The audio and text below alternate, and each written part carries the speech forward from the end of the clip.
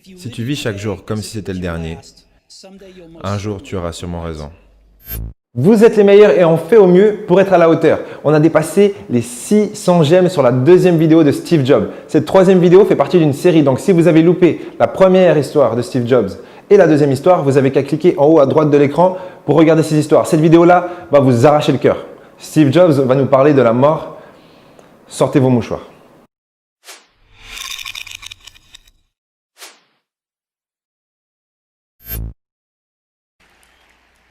Ma troisième histoire parle de la mort.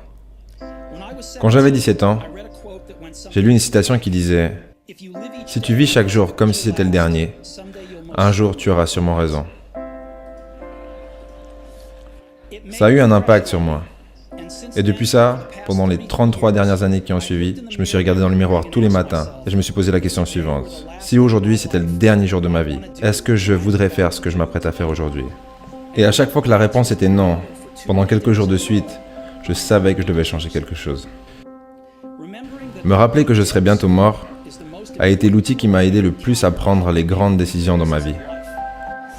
Parce que presque tout, toutes les attentes, la fierté, notre peur d'être embarrassé et notre peur de l'échec, ces choses disparaissent quand vous faites face à la mort, ne laissant que ce qui est vraiment important. Vous rappelez que vous allez mourir est le meilleur outil que je connaisse pour arrêter de croire que vous avez quelque chose à perdre. Vous êtes déjà nu. Il n'y a donc aucune raison de ne pas suivre votre cœur.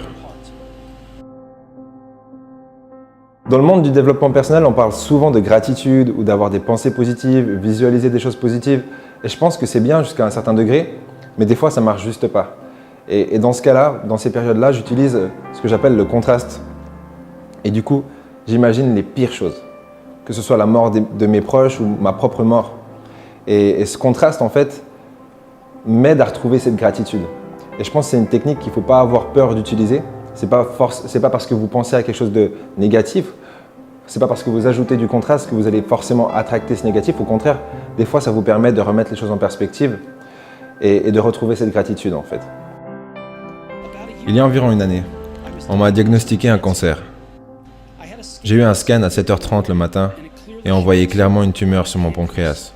Je ne savais même pas ce que c'était le pancréas. Le docteur m'a dit que c'était certainement un cancer qui était incurable et que je ne devais pas m'attendre à vivre plus longtemps que 3 à 6 mois. Mon docteur m'a conseillé de rentrer chez moi et de me préparer, ce qui était son langage codé pour me dire de me préparer à mourir. Ça veut dire d'essayer de tout dire à vos enfants. Alors que vous pensiez avoir plus de 10 ans pour tout leur dire, il ne vous reste plus que quelques mois. Ça veut dire qu'il faut s'assurer que tout a bien été organisé, pour que ce soit aussi facile que possible pour la famille. Ça veut dire qu'il faut dire au revoir. J'ai vécu avec ce diagnostic toute la journée.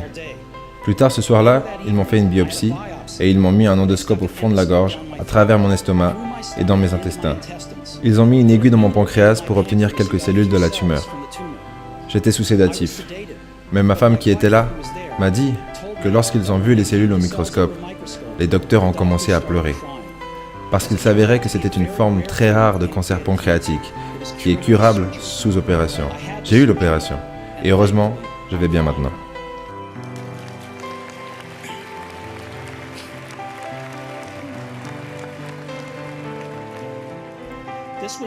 Je n'ai jamais été aussi proche de la mort. Et j'espère que je n'aurai pas à m'en rapprocher avant de nombreuses années. Ayant survécu à tout ça, je peux aujourd'hui vous en parler avec plus de certitude qu'à l'époque où la mort n'était qu'un concept intellectuel. Personne ne veut mourir. Même les gens qui veulent aller au paradis ne veulent pas mourir pour y aller. La mort est la destination que nous partageons tous.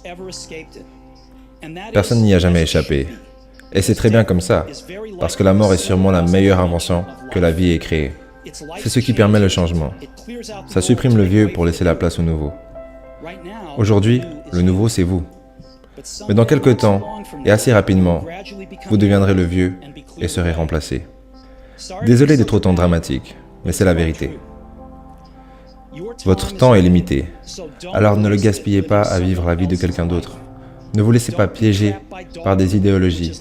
Ne soyez pas le résultat de l'opinion des autres. Ne laissez pas le bruit de l'opinion des gens effacer votre voix intérieure. Et plus important encore, ayez le courage de suivre votre cœur et votre intuition. En quelque sorte, ils savent déjà ce que vous souhaitez vraiment devenir. Tout le reste est secondaire. Vous êtes là et vous demandez à quelqu'un « Tu fais quoi ?» Il répond « Je tue le temps ». Mais c'est quoi cette phrase, franchement? Qui tue le temps? C'est le temps qui vous tue. Là, le temps là, même pendant que je vous parle, il est en train de me tuer seconde après seconde. Donc j'ai meilleur temps d'être rapide à travers ce temps et d'améliorer ma vélocité, comme je dis, plutôt que d'attendre. D'ailleurs, n'attendez jamais. Faites quelque chose en attendant, mais n'attendez jamais. Et c'est pas facile lorsqu'on est entouré de personnes qui nous donnent l'impression que le temps est infini, qu'on va être là pour toujours. Des personnes qui ne savent pas quoi faire, donc elles sont assises tranquillement. Elles ont le temps de perdre du temps. Elles croient qu'elles l'ont, mais vous avez déjà vu quelqu'un à l'hôpital, en phase terminale, dire « je tue le temps ». Je pense pas. Quand j'étais jeune, il y avait une publication géniale qui s'appelait « Le catalogue de la planète entière ». C'était l'une des bibles de ma génération. Ce catalogue avait été créé par un homme qui s'appelait Stewart Brand, qui vivait pas très loin d'ici. Il l'a amené à la vie avec son toucher poétique. C'était à la fin des années 60, avant l'époque des ordinateurs de bureau et des publications assistées par ordinateur. Donc tout était fait à la machine à écrire, avec des ciseaux et des caméras Polaroid. C'était un peu comme Google en version papier, 35 ans avant que Google arrive. C'était idéaliste, débordant d'outils géniaux et plein de notions intéressantes. Stewart et son équipe ont sorti plusieurs publications de ce catalogue. Ensuite, quand la fin approcha, ils ont sorti une dernière publication. C'était au milieu des années 70, et j'avais votre âge.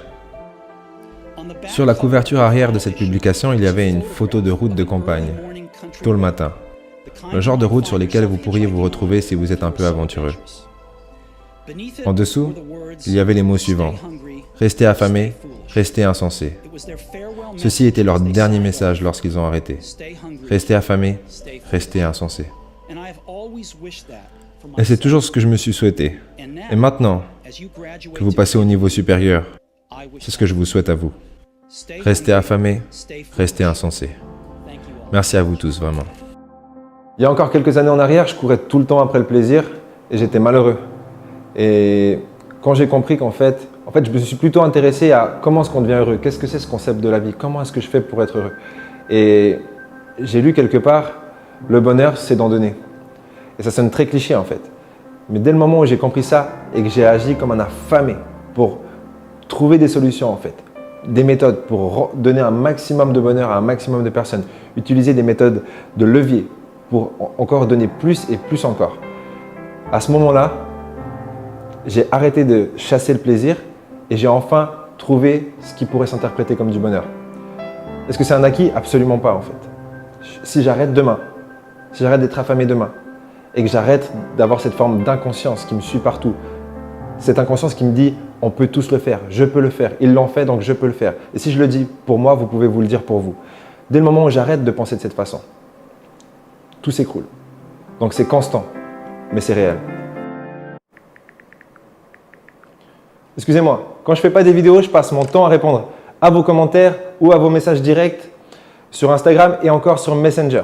D'ailleurs, parlant de Messenger, si vous voulez recevoir un livre totalement gratuit qu'on a écrit pour vous pour mettre en pratique ces conseils que vous avez dans ces vidéos, vous n'avez qu'à cliquer sur le premier lien qui se trouve dans la description. En plus, en téléchargeant ce livre, ce qui va se passer, c'est que vous allez avoir un accès direct à moi sur Messenger et je passerai la plus grande partie de mon temps, quand je ne fais pas des vidéos, à vous répondre. Tout type de questions acceptées. Ceci étant dit, je ne vais pas vous demander de liker ou de commenter cette vidéo, je pense que vous pouvez faire beaucoup mieux. Je ne sais pas pour vous, mais pour moi, ça a eu un impact émotionnel hyper fort. Donc, je vais simplement vous demander de partager cette vidéo avec une personne qui pourrait en bénéficier.